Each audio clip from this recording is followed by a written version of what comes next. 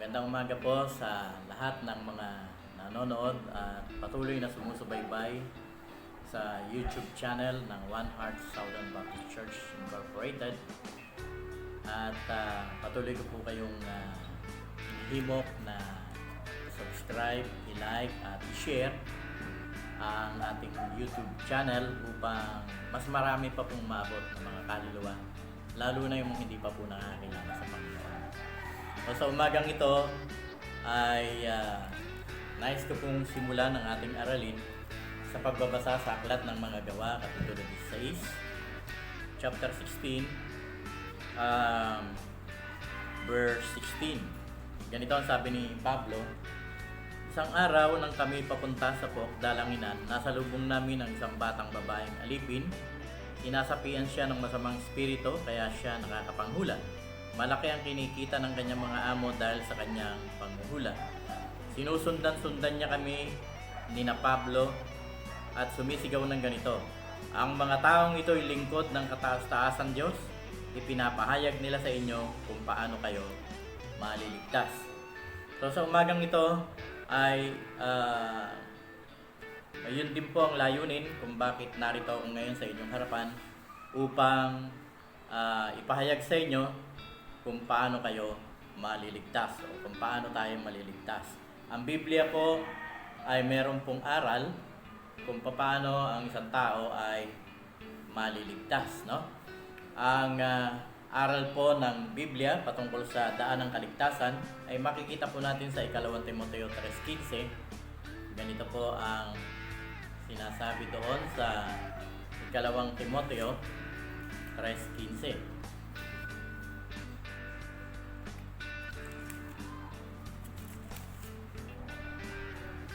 Chapter 3, verse 15. 2 Timothy 3:15.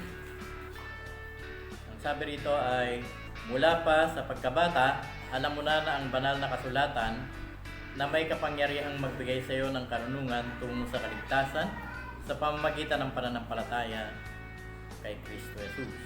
Ang aral po ng Biblia patungkol sa daan ng kaligtasan ay mula pa sa pagkabata, no? Sabi rito, ibig sabihin ng mula pa sa pagkabata ni Timoteo, sapagkat si Timoteo ang kausap dito ni Apostol Pablo. Sinasabihan siya ni Apostol Pablo na simula pa sa iyong pagkabata, o simula pa rin sa aking pagkabata, sabi ni Apostol Pablo, yun ang kanyang pinupunto, ang banal na kasulatan o ang Biblia ay nagtuturo ng daan ng kaligtasan sa pamamagitan ng pananalig o pananampalataya kay Jesucristo. Pananampalataya lamang, no? Hindi po dahil sa gawa. Pananampalataya lamang ang makapagliligtas sa atin. Ang sabi dito sa verse 15, yun po ang tinuturo ng Bible. Sa unang Timoteo 2:3, 1 Timothy chapter 2 verse 3 and 4, makikita natin na ibig ng Diyos na ang lahat ng tao ay maligtas, no? Lahat ng tao ay maligtas.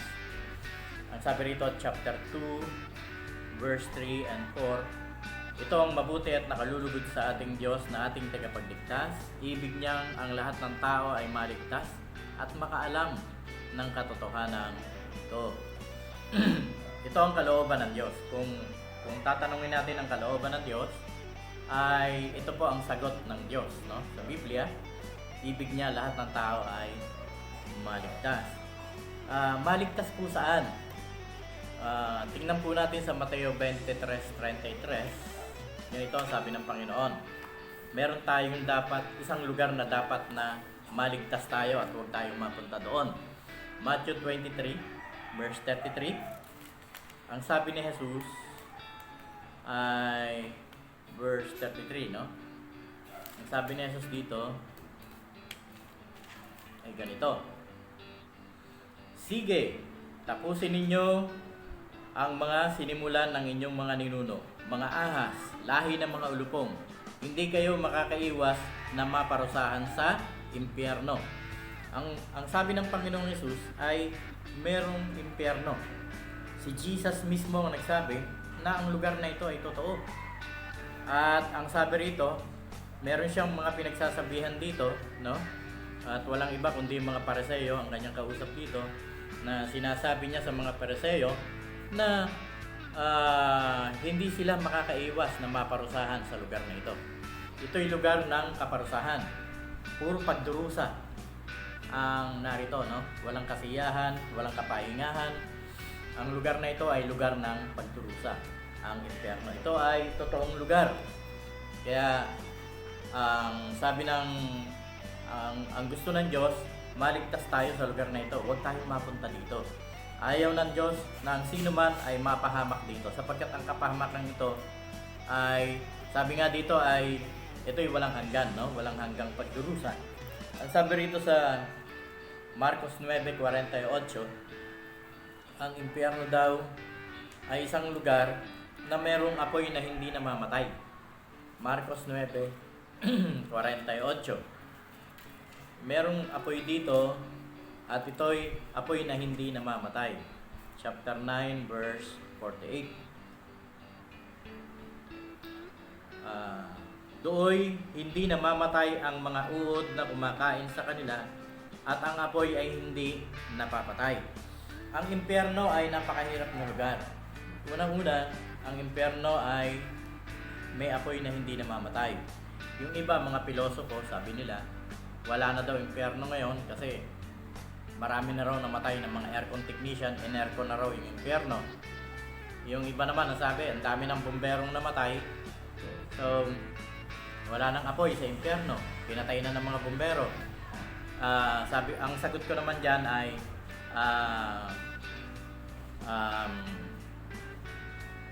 go with your foolishness and I'll go with my righteousness, no? Go to hell with your foolishness and I will go to heaven with my righteousness. Yun yung may sasagot ko dyan, no? Sige, kala nyo kalokohan to. Kala nyo kalokohan na sinasabi ng Biblia, kumanda na kayong lumangoy doon, no? Kung ayaw nyo maniwala sa babala ng Biblia, kumanda na kayong lumangoy doon, no? Sapagkat ang lugar na ito ay totoo. May apoy na hindi namamatay at may uod na hindi namamatay. Diba, binasa natin kanina. Labas-pasok sa katawan ng tao yung uod na yan, no? Totoo yan, hindi yan namamatay sa apoy. So, ang sabi rito sa Mateo 25:48, Matthew 25 verse 48, ang lugar na ito ay Matthew 25:46, ang lugar na ito ay walang hanggan ang pagdurusa dito, no? 25 verse 46. Sabi rito, itataboy ang mga ito sa kaparusahang walang hanggan, ngunit ang mga matuwid ay pupunta sa buhay na walang hanggan. Ang impyerno ay isang lugar na walang hanggan ang pagdurusa, walang hanggan. Isang linggo nasa impyerno ka, isang buwan nasa impyerno ka pa rin, isang taon nasa impyerno ka pa rin, 10 taon nasa impyerno ka pa rin, 100 taon nasa impyerno ka pa rin, 1,000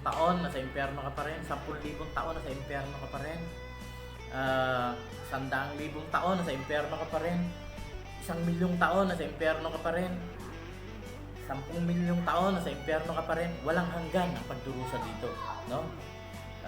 Walang katapusan, sapagkat ang tao ay may existence pero eternal. Ang tao, pagka once na ipinanganak ka sa mundo, wala ka ng kamatayan. Ang pagdadaanan mo lang ng kamatayan ay yung kamatayang pisikal, kailangan mamatay itong katawan mo ito sa lupa. Tapos yung kaluluwa mo, eternal na yan. Ngayon, ang tanong, saan mo i-spend yung eternal life mo? Sa langit o sa impyerno? So, kasi ang impyerno ay walang hanggan. Walang hanggang pagdurusa. Sabi doon sa 2 Pedro 2:17, ito ay isang lugar na naubod ng dilim, no? Chapter 2 verse 17. Ang sabi dito, ang katulad ng mga huwad na gurong ito ay mga batis na walang tubig at ulap na itinataboy ng malakas na hangin. inilaanan ng Diyos para sa kanila ang napakalalim at napakadilim na lugar. So yun yun, ang impyerno ay malalim at madilim, no? Ang sabi rito.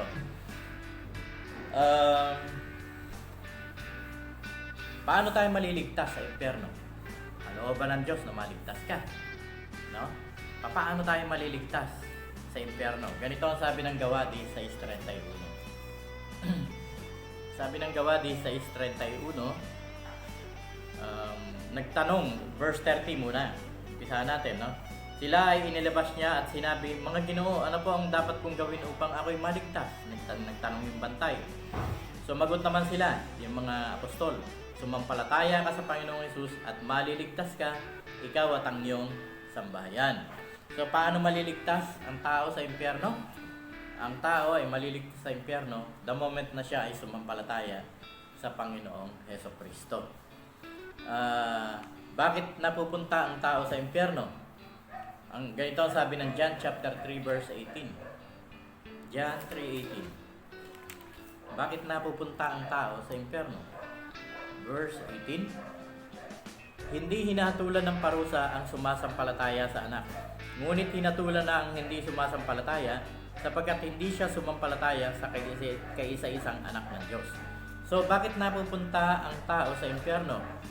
Ang sabi rito, hindi na raw hinahatulan ng parusa. Saan ba yung parusa? Sa impyerno. Ngayon, hindi ka na raw hatulan ng parusa kung ikaw ay sumampalataya sa anak. Sino yung anak? Si Jesucristo. Ngunit, ang sabi rito, hinatulan na. Buhay pa, may hatol na. Sino? Yung hindi sumasampalataya. Sapagkat hindi siya sumampalataya sa kaisa-isang anak ng Diyos. So, bakit napupunta ang impyerno? Ang tao sa impyerno? Sapagkat ang mga taong ito ay tinanggihan nila si Jesus sa buhay nila. Hindi dahil tinanggihan sila ni Jesus kaya sila napunta sa impyerno. Hindi si Jesus ang tumanggi sa kanila. Sila ang tumanggi kay Jesus.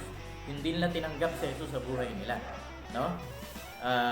Hindi nila tinanggap ang Panginoong Kristo sa buhay nila.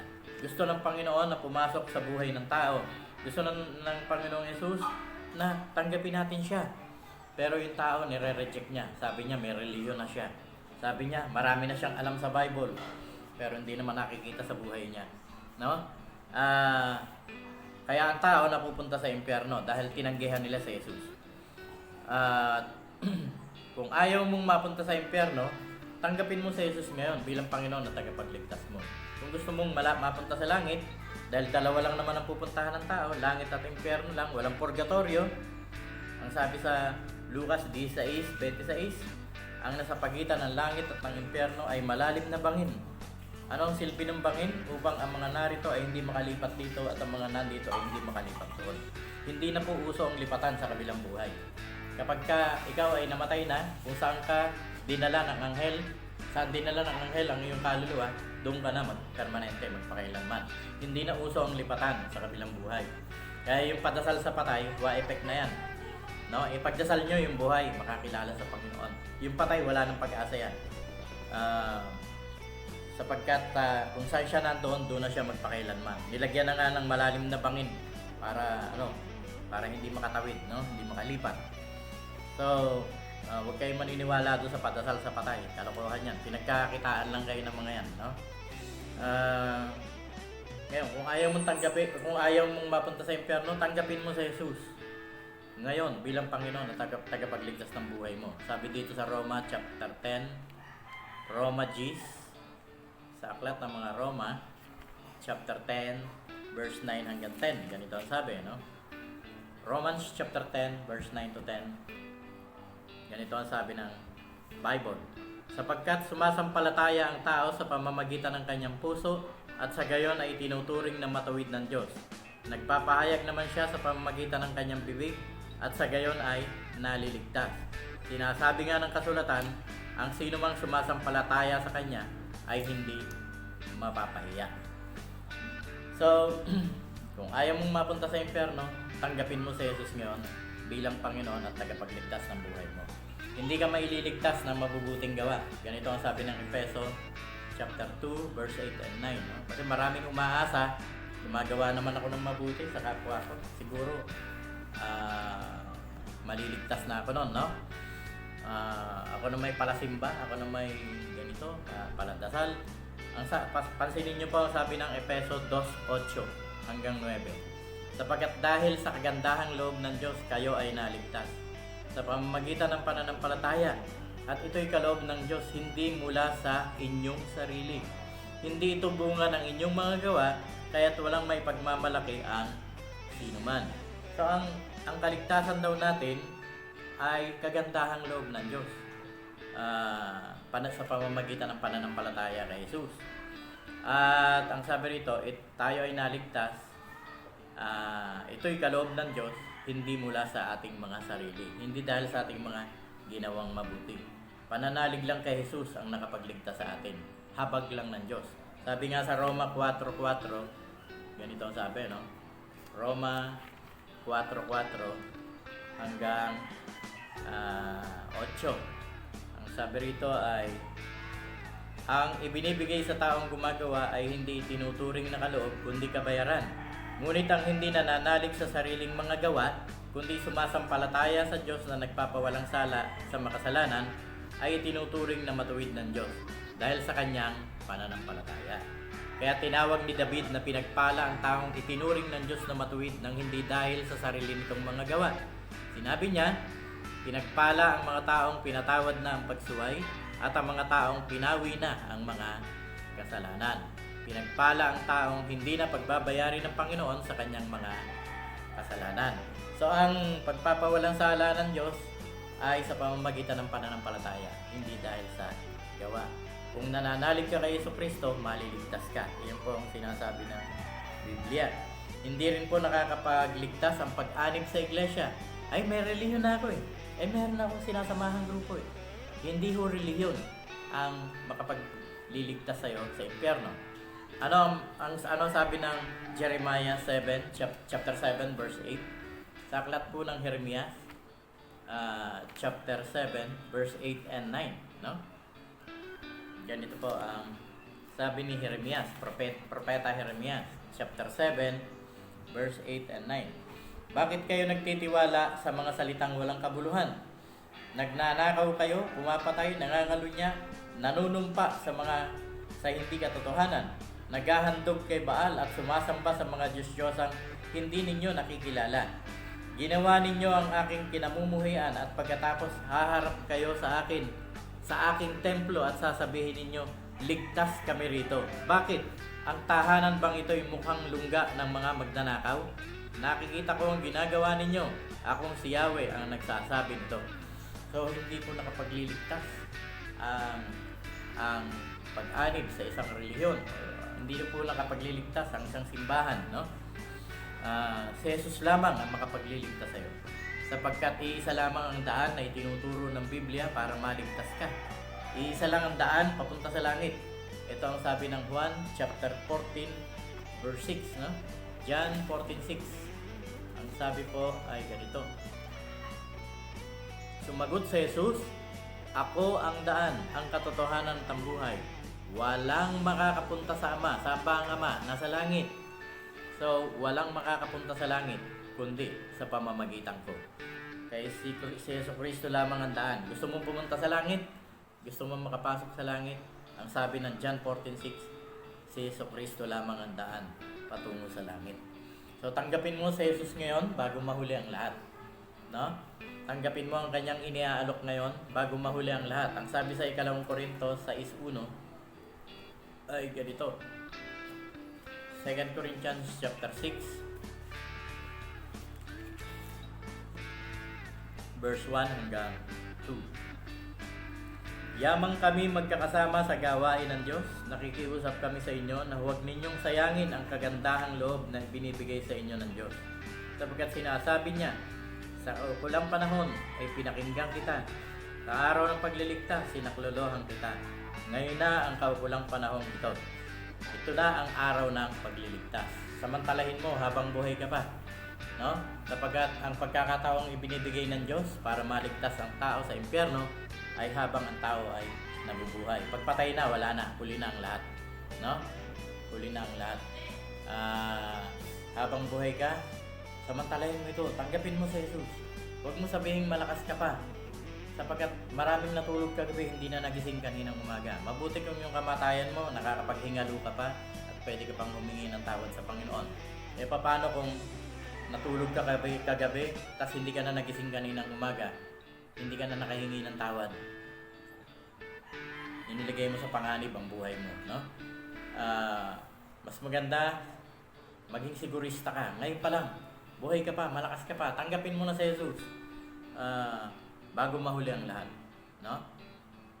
So, kung nais mong tanggapin si Jesucristo, gusto mong maligtas, gusto mong tanggapin ang iniaalok niyang kaligtasan sa buhay mo, kung gusto mong huwag kang mapunta sa impyerno, sumunod ka sa maikling panalangin ng pagtanggap. Pangungunahan kita, sumunod ka lamang, sapagkat kung paanong napakalayo ng langit sa ating paningin, pero ang Diyos ay kasing lapit lamang ng dasal. Pwede mo siyang kausapin ngayong umaga at alokin mo siya na pumasok sa buhay mo. Tanggapin mo siya bilang Panginoon at sarili mo tagapagligtas. Tayo po yumuko, sumunod ka sa maikling panalangin ito. Panginoong Hesus, patawarin mo po ako. Salamat sa iyo sa oras na ito. Naunawaan ko po na ibig mo na maligtas ang aking kaluluwa, na huwag akong mapahamak sa impyerno. Kaya sa oras na ito, naunawaan ko po ang iyong mga salita. Kaya binubuksan ko po ang aking puso at inaanyayahan kitang pumasok at maghari sa aking buhay. Simula sa araw na ito ay ikaw na po maghari sa buhay ko. Tinatanggap kita bilang Panginoon at tagapagligtas ng aking buhay. Maraming salamat sa kaligtasan. Sa pangalan ni Jesus. Amen. Kaibigan, kapatid, kung ginawa mo ang panalangin na yan, ngayong araw na ito, sinasabi ko sa iyo, katulad ng sinabi ni Jesus sa magnanakaw, ngayon din isasama kita sa paraiso. Sa araw na ito, ligtas ka na. Ito ang araw ng kaligtasan para sa iyo.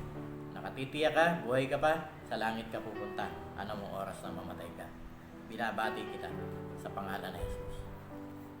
Maraming salamat po sa inyong lahat.